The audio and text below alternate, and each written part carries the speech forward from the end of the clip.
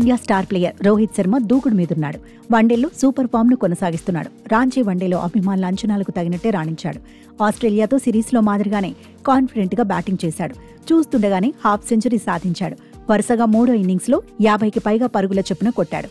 ఆస్ట్రేలియాతో 2వ వన్డేలో 73 పరుగులు కొట్టిన రోహిత్ 3వ వన్డేలో సెంచరీ సాధించాడు. 123 పరుగులతో నాటౌట్గా ఉన్నాడు. ఇప్పుడు రాంచీలో 51 బంతుల్లో 57 పరుగులతో ఆకట్టుకున్నాడు.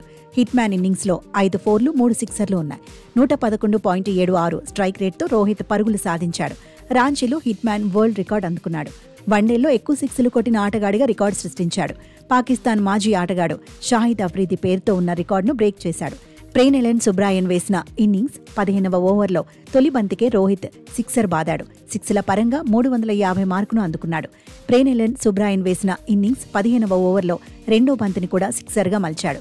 పాకిస్తాన్ ఆటగాడు షాహిద్ అఫ్రీది సాధించిన 351 సిక్స్ల మార్కును టచ్ చేశాడు.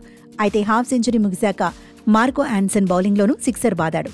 ఇన్నింగ్స్ 20వ ఓవర్లో 4వ బంతికి 6 పరుగులు పిండేసుకున్నాడు. షాహిద్ అఫ్రీదిని వెనక్కి నెట్టేశాడు. వన్డేల్లో అత్యధిక సిక్స్ల వీరుడిగా నిలిచాడు. షాహిద్ అఫ్రీది 369 ఇన్నింగ్స్ల్లో 351 సిక్సర్లు కొట్టాడు.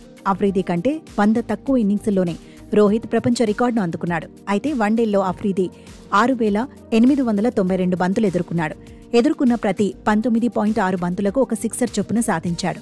రోహిత్ శర్మ ఇప్పటివరకు 12,321 బంతులు ఫేస్ చేశాడు. ప్రతి 35 బంతులకు ఒక సిక్సర్ చొప్పున నమోదు చేశాడు. మొత్తంగా రోహిత్ శర్మ ఇప్పటివరకు 11,427 పరుగులు సాధించాడు. 49.25 యావరేజ్తో అభిమానులను అలరించాడు.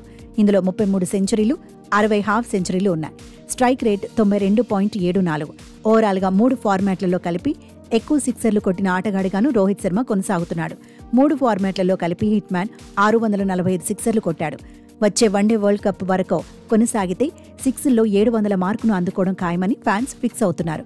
ప్రస్తుతం హిట్ మ్యాన్ ఫామ్ చూసి మురిసిపోతున్నారు. ఇదే దూకుడును కొనసాగించాలని కోరుకుంటున్నారు.